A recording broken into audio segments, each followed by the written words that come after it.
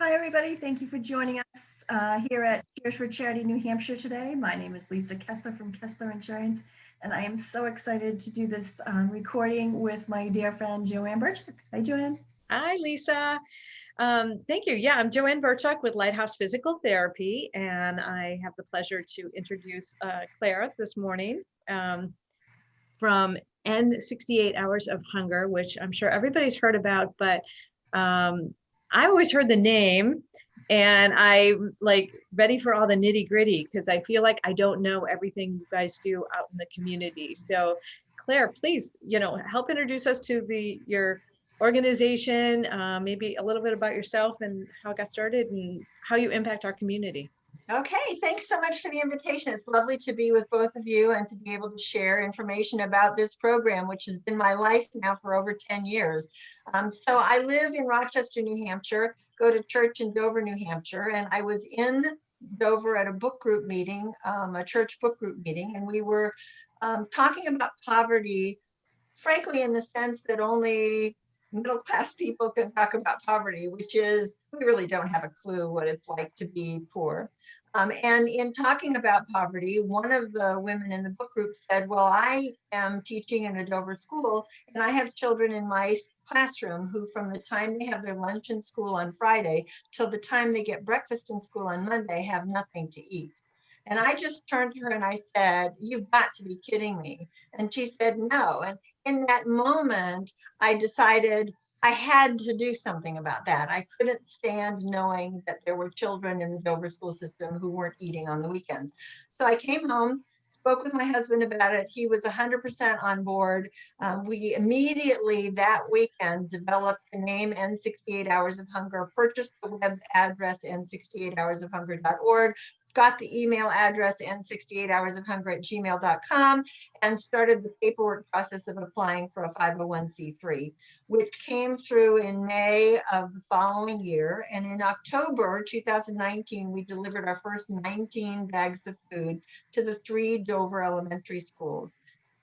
Since that time, thanks in large part to national media exposure, we have grown to encompass 46 programs in 7 states, feeding more than 4,000 children every single weekend.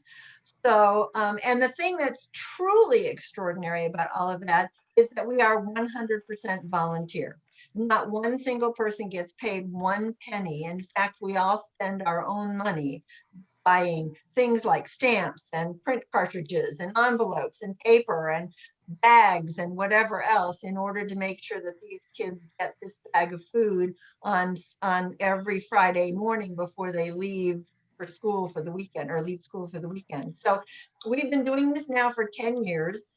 It's incredibly exciting. I'm going to take a little bit of a moment here to direct you to our website, which is www.end68hoursofhunger.org. And there you can go to find my community and see if there is an End 68 Hours of Hunger program in your community. If there is, please reach out to them and touch base with them and see how you can volunteer. Additionally, on the very bottom of that home page, you can see how to start a program in your community.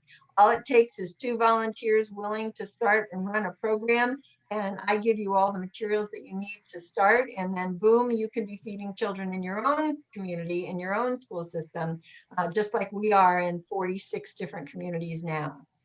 That is amazing. I love that story. And boy, when you put your mind to something, you get things rolling. Well, I'm retired Navy, and so that's part of my training was 20 years of being told what to do and having to figure out how to do it. So it worked out well. Claire, thank you for your life of service. Yeah, seriously. Thank you. Wow. So let me ask you, 46 communities, is that what you said? So how many kids, how many children does that affect in the communities? Because that is a lot of space you're covering. It is. So for example, our smallest program is in Rollinsford, New Hampshire, where they're feeding 3 children. And our largest program is in Mentor, Ohio, where they're feeding 600 children. And our Tampa, Florida program is also feeding 600 children. So we go from the teeny tiny to the mega program. And you can imagine COVID-19 has had a serious impact on every aspect of our operations. So the first thing, it completely curtailed our supply side because grocery stores were no longer willing to sell us a lot of product. And then on the distribution side, we were no longer able to distribute to the schools because the schools were all closed. So we've remarkably come up with a number of very successful solutions to that and are still able to feed. And now because of COVID-19, the numbers are actually up higher than 4,000 because there's more need due to COVID. So we're actually up to almost 4,500 children every weekend. And so it's still just, for the weekend, because now the children aren't going to school and aren't even getting the school meal programs. Do you find that that's affecting your program at all? It is. Those programs that are better funded are able to provide more than just food for the weekend.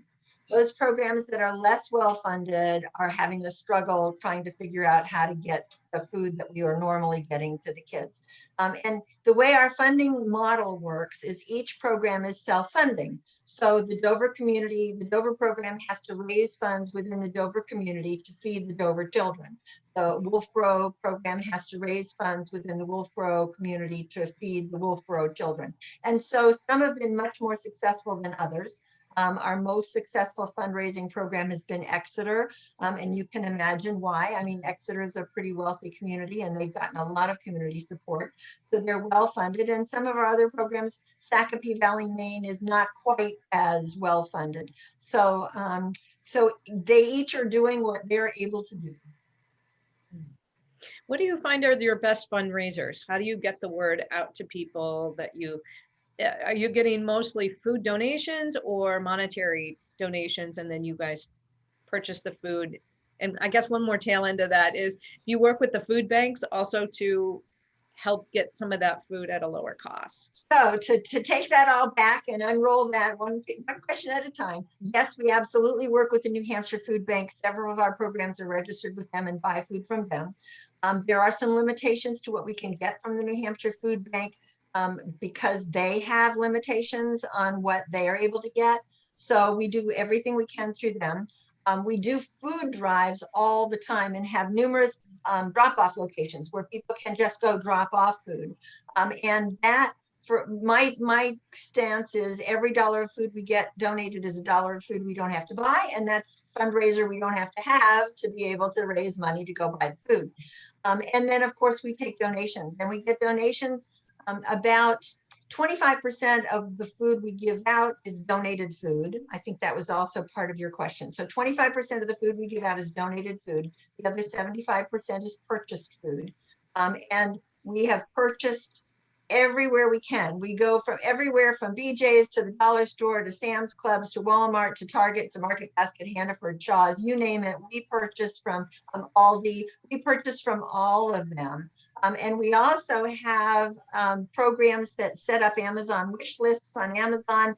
They send a link out to their donors, and their donors can go on that line, on that link, push whatever they want to buy, and it gets shipped immediately to the program. So that's another wonderful way we have of getting food donations, which means we don't have to buy that food. The purchasing of food from the grocery stores has been a bit of a problem because of the quantities that we need. So for example, I'll just use Dover as an example. They're feeding 180 children. Well, the store will only allow them to buy 2 jars of peanut butter. Well, 2 jars of peanut butter doesn't feed 180 children. So we developed a contract with US Foods that's allowing us to buy most of the foods that we give out, but US Foods doesn't sell tuna fish or macaroni and cheese or ramen noodles. So the programs that are purchasing from US Foods, and oh, by the way, they're also paying a slightly higher price than they would be paying in the grocery store. But then the semi truck comes right up to their warehouse and drops it off at their warehouse. So it's all a trade-off between food donations and fund drives. The best food drives we've had have been when we set up outside a grocery store. We pass out a list of the foods we're looking for to the customers as they walk in. We've gone into the store with the help of the manager and put bright neon signs on the shelves by the products that we want. And then we collect the products from the folks as they walk out. So we know we're getting fresh, brand new products, and we know that we're getting exactly the products that we want. And so that works out incredibly well. We've had food drives that have netted us up to $12,000 worth of food on a weekend. So that's been extraordinarily helpful. As far as fund drives go, it's amazing how many people have adopted us as a program and send us checks every single month. We hear from the same people every single month. They send us $100, or they send us $40, or they send us $20. And so roughly 50% of our funding comes from corporate donations, which are the larger size donations, and the other 50% comes from smaller donations that just come from folks like you. That's fantastic. I'm processing it all. I'm like, I oh, know, right? that's good information. Wow, I'm blown away. And I'm so grateful that you do this for kids. I mean, I can't even imagine having kids not have food. Like, Right. yeah, Right. just sit at home and just have their tummies rumbling, right? Like, yeah. And it's 1 in 5 children in the United States. It's 40,000 children in New Hampshire. 12 million children in the country. With a rumbly tummy. Unbelievable. Yep. Oh my We're gosh. one of the richest countries in the world, and Exactly. we have people that don't have enough food to eat. Exactly, exactly. But we all do what we can. So I encourage your listeners to do what they can.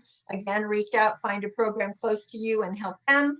If not, start a program where there isn't one and help us all.